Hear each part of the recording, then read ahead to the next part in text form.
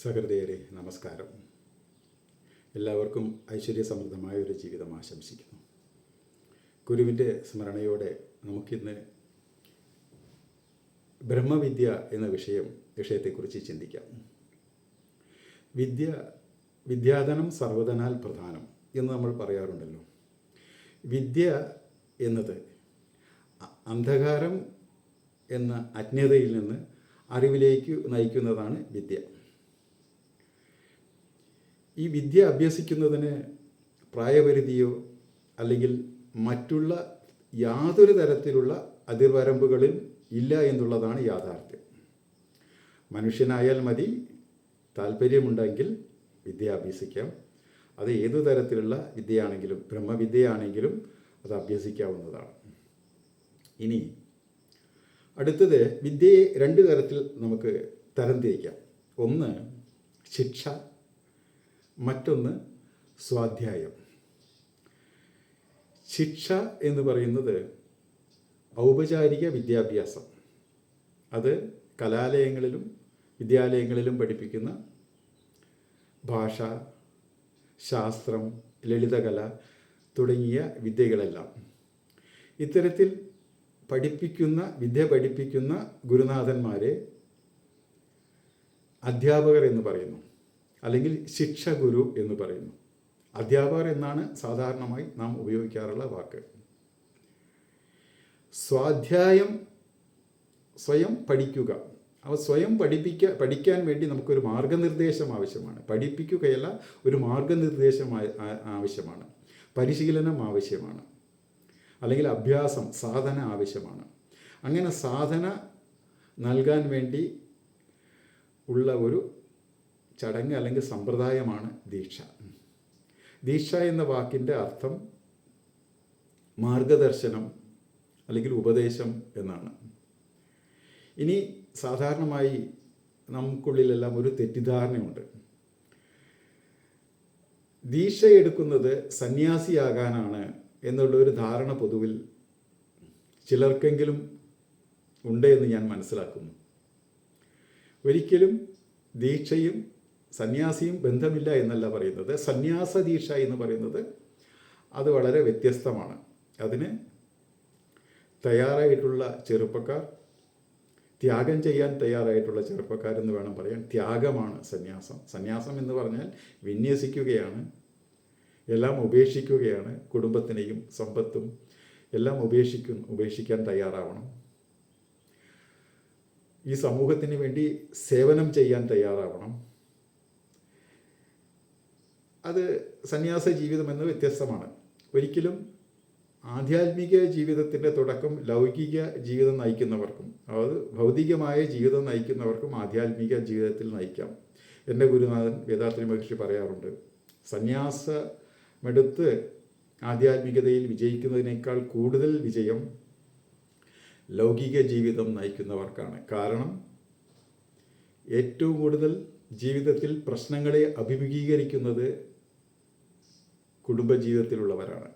ആ പ്രശ്നങ്ങളെ അഭിമുഖീകരിക്കാനുള്ള മനസ്സാന്നിധ്യവും ധൈര്യവും പ്രശ്നപരിഹാരത്തിനുള്ള മാർഗങ്ങളും ലഭിക്കാനുള്ള മാർഗമാണ് ആധ്യാത്മികത എന്നത്. അപ്പോൾ ആധ്യാത്മിക ജീവിതത്തിൽ, ഭൗതിക ജീവിതത്തിലും ആധ്യാത്മികത 100% വേണം. ഇത് മനുഷ്യനായി ജനിക്കുന്ന എല്ലാവർക്കും യാതൊരു തരത്തിലുള്ള അതിർവരമ്പുകളുമില്ലാതെ ലഭിക്കാനുള്ള സാധ്യതകൾ ഉണ്ടാകണം എന്നുള്ളതാണ് എൻ്റെ ഒരഭിപ്രായം. ഇനി ദീക്ഷയിലേക്ക് നമുക്ക് വരാം. ദീക്ഷ എന്ന് പറയുമ്പോൾ ഗുരു ശിഷ്യന് കൊടുക്കുന്ന ഒരു മാർഗനിർദ്ദേശം എന്ന് ഉദ്ദേശിച്ചുവല്ലോ. അതൊരു ഊർജദാനമാണ്. ഗുരു ശിഷ്യന് നൽകുന്ന തൻ്റെ അനുഭവത്തിലൂടെ താൻ ആർജിച്ചെടുത്ത ഊർജം. അതുപോലെ സ്വയം തൻ്റെ ചിന്തകളെയും മനസ്സിനെയും ശുദ്ധീകരിച്ചതിലൂടെ പരിശുദ്ധമാക്കിയ ഊർജം ശിഷ്യനിലേക്ക് അല്പം പകർന്നു നൽകുക. അത് ശിഷ്യന് പരിശീലനങ്ങൾ ചെയ്യാനുള്ള ഒരു മോട്ടിവേഷൻ അല്ലെങ്കിൽ ഒരു എനർജിയുടെ മുതൽക്കൂട്ടായി അത് തുടക്കം എന്ന് മാത്രമല്ല, ഒരു GPS സിസ്റ്റത്തിൽ എന്ന പോലെ ഗുരു പാരമ്പര്യവുമായി ശിഷ്യനെ അല്ലെങ്കിൽ ആ വ്യക്തിയെ ബന്ധിപ്പിക്കുക കൂടി ചെയ്യുന്നതാണ് ദീക്ഷ. എങ്കിൽ ആധ്യാത്മിക ജീവിതം നയിക്കുന്നവർക്കൊരു ആത്മവിശ്വാസമുണ്ട്. താൻ പൊതുവെ മനഃശുദ്ധിയോടുകൂടി ജീവിക്കുന്നു.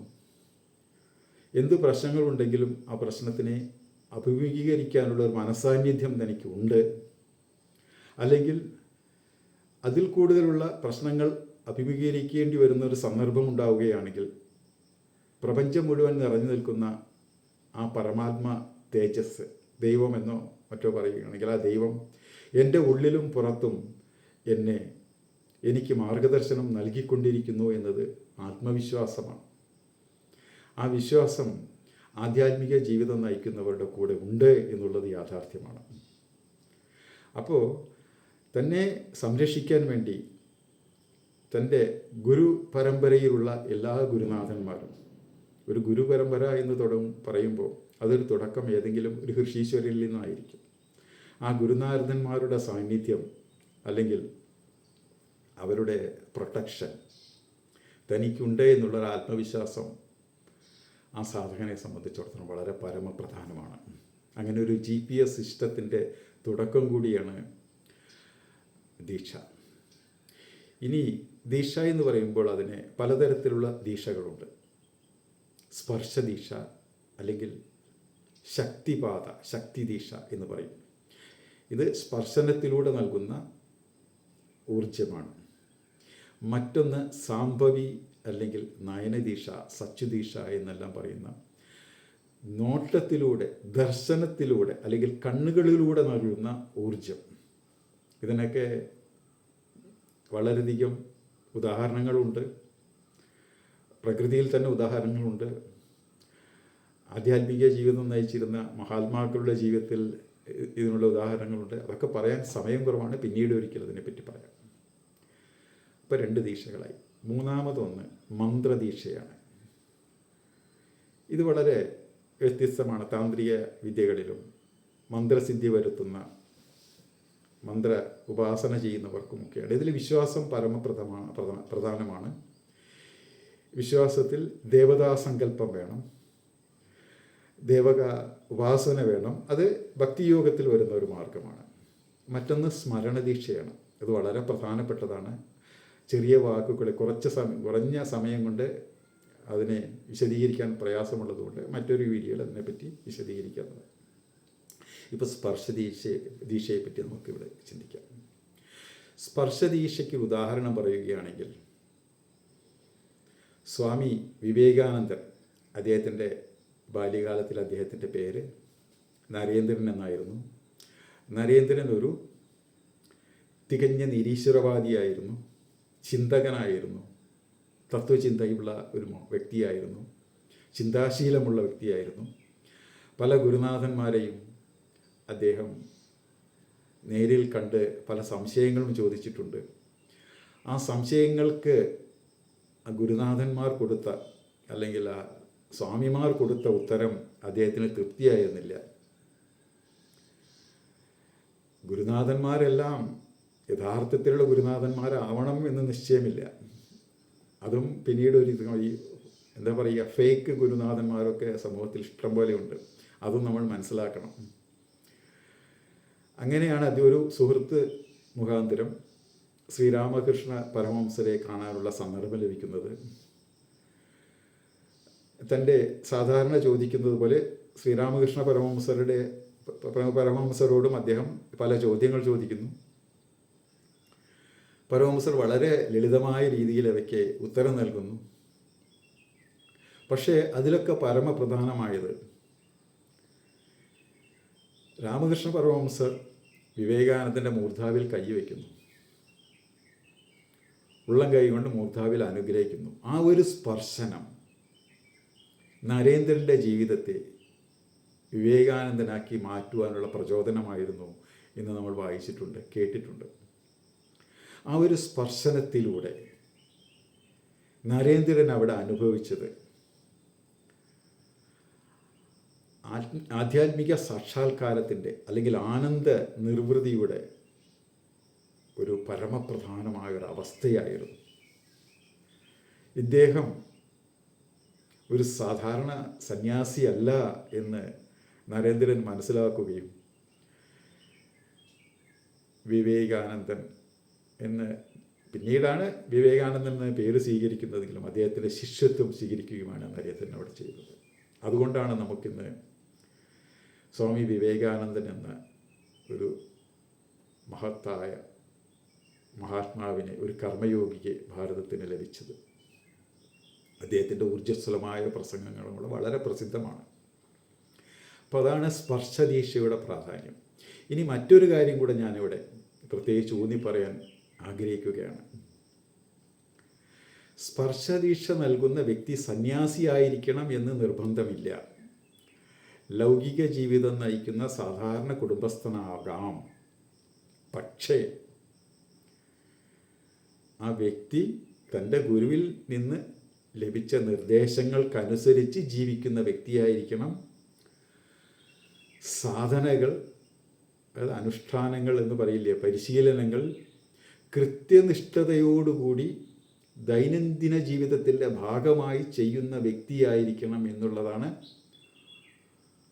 അദ്ദേഹത്തിന് ദീക്ഷ നൽകാനുള്ള യോഗ്യത. ഇതില്ലാത്തൊരു വ്യക്തി ദീക്ഷ നൽകുകയാണെങ്കിൽ ആ ശിഷ്യനും അതുപോലെ തന്നെയായി മാറും. സമ്പത്തിനോ പ്രശസ്തിക്കോ വേണ്ടി ദീക്ഷ നൽകുന്നവർ ഒരിക്കലും അത് നൽകാൻ യോഗ്യതയുള്ളവരല്ല എന്നുള്ളതും പ്രത്യേകിച്ച് മനസ്സിലാക്കണം. പണം വാങ്ങിക്കൊണ്ട് ദീക്ഷ കൊടുക്കുന്നത്, ഗുരുദക്ഷിണ ചോദിച്ച് വാങ്ങിക്കൊണ്ട് ദീക്ഷ കൊടുക്കുന്നതൊന്നും അവരിൽ നിന്ന് ദീക്ഷ വാങ്ങാതിരിക്കുന്നതാണ് നല്ലത്.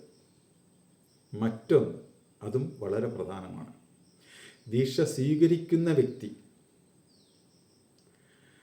അദ്ദേഹം വിശ്വാസത്തോടുകൂടി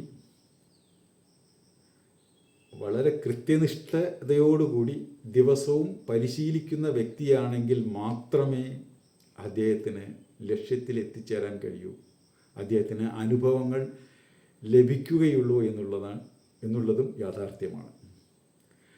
സാധന ചെയ്യുന്ന വ്യക്തികൾക്ക് സാധ്യം എന്നൊരു വാക്ക് പറയാറുണ്ട്, സംസ്കൃത വാക്കാണ്. സാധന എന്ന് പറഞ്ഞാൽ പരിശീലനം എന്നാണ് അർത്ഥം. സാധകൻ എന്ന് പറയുമ്പോൾ പരിശീലനം ചെയ്യുന്ന വ്യക്തി എന്നാണ് അർത്ഥം.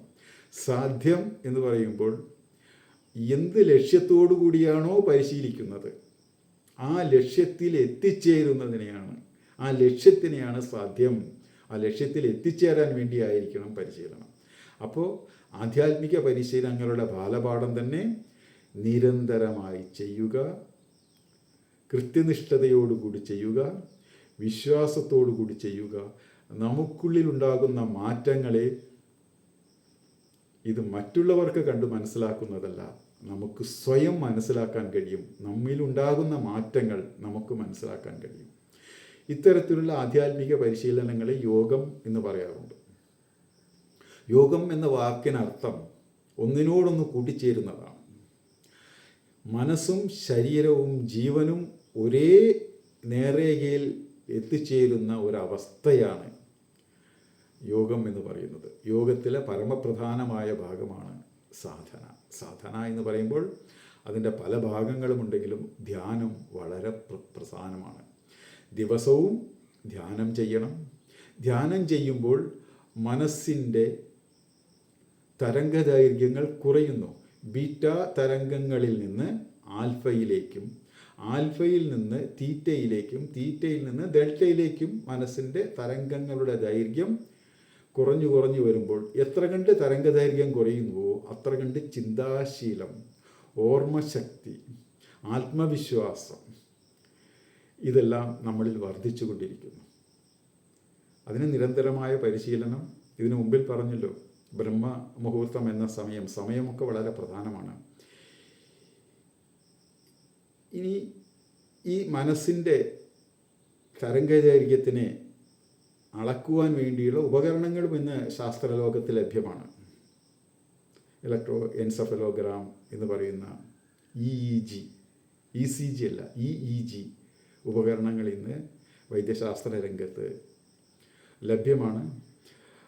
നന്നായി ധ്യാനം ചെയ്യുന്നവർക്ക് അതിനെ അളക്കാൻ വേണ്ടി ഈ ഉപകരണങ്ങളെയൊക്കെ നമുക്ക് ഡോക്ടറോട് റിക്വസ്റ്റ് ചെയ്തുകൊണ്ട് നമ്മളെപ്പറ്റി നമ്മുടെ മനസ്സിൻ്റെ തരംഗദൈർഘ്യത്തെ അളക്കാൻ വേണ്ടി ഉപയോഗിക്കാം. പക്ഷേ സാധാരണഗതിയിൽ അത് ചില രോഗങ്ങളെ നിർണ്ണയിക്കാൻ വേണ്ടിയാണ് അത്തരത്തിൽ മനസ്സിൻ്റെ തരംഗദൈർഘ്യത്തെ അളക്കുന്നത്. ഓക്കെ, ഇനി കൂടുതൽ പറയാനുള്ള ചെറിയ ചെറിയ വീഡിയോകളിൽ കൂടെ പറയാൻ താല്പര്യപ്പെടുന്നത് കൊണ്ട് കൂടുതൽ വിഷയങ്ങൾ അടുത്തടുത്ത് വരുന്ന വീഡിയോകളിൽ പറയാം. തൽക്കാലം എല്ലാവരും ആധ്യാത്മികത എന്താണെന്ന് മനസ്സിലാക്കുക, മനസ്സിൻ്റെ ശാന്തിക്ക് വേണ്ടി ധ്യാനം ചെയ്യാൻ ശീലിക്കുക, ശരീരത്തിനെ ആരോഗ്യമുള്ളതായി സംരക്ഷിക്കുക, എപ്പോഴും ചിന്താശക്തിയും ആത്മവിചാരവും കൊണ്ട് മനസ്സിലുള്ള കറകളെയും കളങ്കങ്ങളെയും അല്ലെങ്കിൽ കുറവുകളെ തീർക്കാൻ വേണ്ടി നമ്മൾ തന്നെ ശ്രമിച്ചുകൊണ്ടിരിക്കുക. മനസ്സിൻ്റെ ശുദ്ധിയാണ് മനഃശാന്തി എന്ന് പറഞ്ഞുകൊണ്ട് ഞാനിവിടെ ഉപസംഹരിക്കട്ടെ. വാഴ്ക വളമുടൻ.